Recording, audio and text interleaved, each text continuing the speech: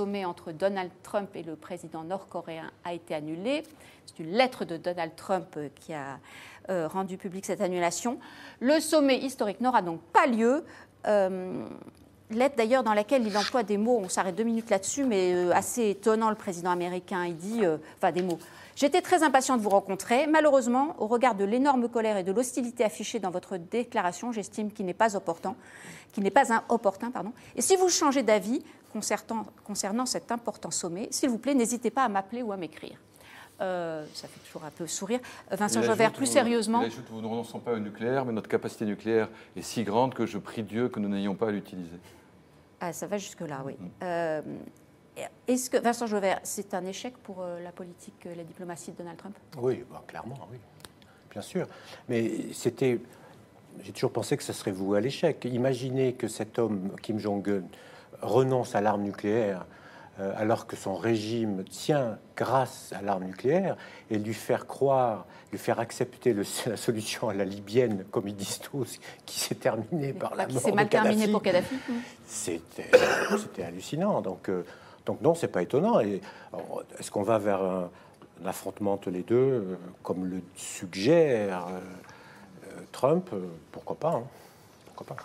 Un affrontement possible, en tout cas, un renversement. C'était le succès diplomatique que Trump, jusqu'ici, mettait en avant, notamment dans l'affaire de l'Iran. Il disait, vous me reprochez d'être trop dur avec l'Iran, mais vous voyez, quand on tape du poing sur la table, on fait bouger les lignes et on obtient des résultats. Bon, apparemment, il constate lui-même aujourd'hui ce que lui avait sûrement dit un certain nombre de ses conseillers avant, ce qu'il ne voulait pas croire. Alors, quelles sont les raisons qui font que tout à coup il a changé d'avis? Je n'en sais rien. Mais enfin, toujours est-il que ce côté de ma tactique qui consiste à négocier très durement, de refuser tout et pour faire changer mes interlocuteurs, il ne peut plus en tout cas mettre en avant cet éventuel succès coréen qui était jusqu'ici son argument. Son argument principal. Édouard Tétrault. Oui, alors vous savez, il faut revenir aux formations initiales et professionnelles. Alors, vous voyez, par exemple, Marie-Mélie, vous me qualifiez encore d'analyste financier, ce que je ne suis plus depuis 14 ans, donc je suis plutôt économiste, mais Donald Trump, par exemple, c'est d'abord et avant tout un promoteur immobilier. Et un promoteur immobilier qui a construit sa carrière sur des coups de bluff, de poker, et, pardon pour l'anglais, en n'hésitant pas à quitter la table, walking away from the table, et à laisser des dettes, des engagements non honorés. Et en fait, ça a marché parce que le bluff, la négociation, le coup de force. L'art du deal, comme Simplement, quand on est dans le monde, dans les affaires du monde, on ne peut pas quitter la table du monde. Le monde, il est toujours là. Les armes nucléaires de la Corée du Nord, elles sont toujours là. La dangerosité de la Corée du Nord, soutenue par la Chine, elle est toujours là. Et cet homme, qui restera dans l'histoire comme un promoteur immobilier qui a laissé des dettes à New York et un bluffeur, est en train de jouer avec le monde aussi facilement qu'il jouait avec ses immeubles à New York. Le sujet, c'est que ça encourage les actions dangereuses et irréfléchies. Peut-être, la semaine dernière, j'étais en Arabie Saoudite, le soir justement où à Gaza ont été tuées 52 personnes par des snipers à la frontière. Grâce à quoi? Grâce au mouvement... des snipers, c'était pas vraiment des snipers. Oui. Grâce au bluff qu'a fait M. Trump en ouvrant une ambassade à Jérusalem. Le monde n'a pas besoin de cette dangerosité-là. Il a besoin d'acteurs efficients, efficaces et professionnels. J'espère qu'on se parlera de la diplomatie française tout à l'heure, parce qu'elle est à l'opposé de ces bluffs. Un promoteur immobilier qui s'essaye à la diplomatie, vous rejoignez Édouard Tétrault, Olivier Duhamel? Je rejoins plutôt Alexis Brézé quand il dit je ne comprends pas les raisons qui lui ont fait changer d'avis. Et dans le fond, si la seule explication c'est qu'il a été promoteur immobilier, et tous les promoteurs immobiliers ne changent pas d'avis à tout propos.